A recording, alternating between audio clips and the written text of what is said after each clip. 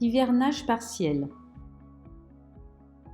L'hivernage d'une piscine se fait le plus tard possible, fin octobre, début novembre, pour éviter le développement d'algues et dès que la température de l'eau est inférieure à 12 degrés.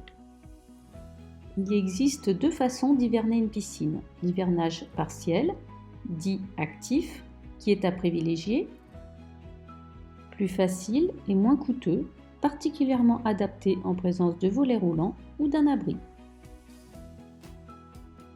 Et l'hivernage total, dit passif, qui est généralement choisi pour les zones particulièrement froides ainsi que pour les résidences secondaires. Faire un dernier nettoyage de bassin avec le robot ou le balai manuel.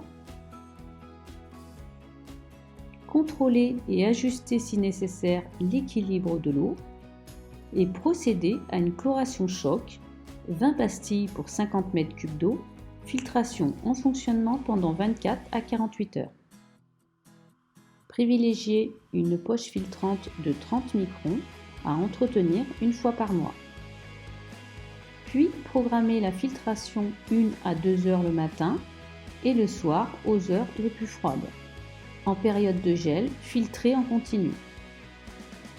Il est conseillé d'installer un JD hors gel qui permet une mise en route en marche forcée de la pompe de filtration dès lors que la température extérieure de l'air est égale ou inférieure à la température de consigne. Il est recommandé de fixer la température de consigne entre 0 et moins 2 degrés. Si la piscine est équipée d'une pompe à chaleur ou d'un électrolyseur, hiverner en dessous de 15 degrés. Pour hiverner la pompe à chaleur en mode actif, coupez l'alimentation au tableau et celle de la pompe à chaleur. Fermez les vannes du bypass dans le local du PFI 181 et laissez la vanne de circulation ouverte. Dévissez les tuyaux d'arrivée et de sortie, aspirez l'intérieur de la pompe à chaleur et des tuyaux. Puis les mettre en place et serrer légèrement.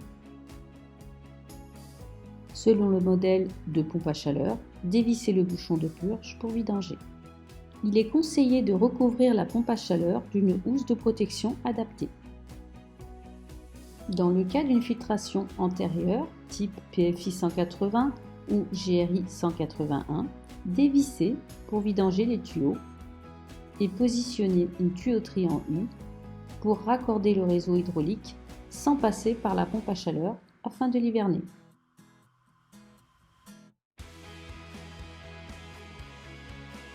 Récupérez les pièces avec les joints côté pompe à chaleur, les identifier pour les conserver à l'abri. Videz la pompe à chaleur.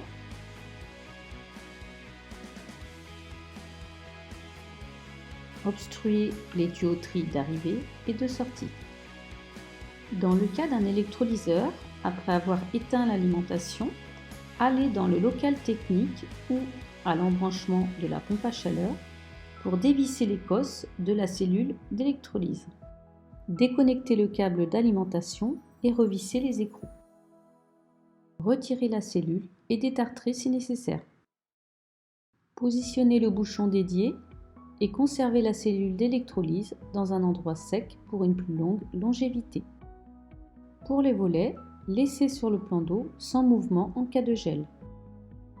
Et protégez les volets avec une couverture Procover pour éviter les incrustations de feuilles et la photosynthèse au niveau de la ligne d'eau. Pour un abri, fixez-le à la plage et aérez en cours de période hivernale.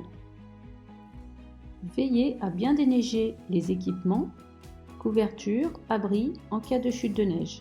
Dans tous les cas, surveillez l'état de l'eau, surtout en cas de radoucissement de la température et traitez au besoin. L'hivernage partiel est maintenant terminé.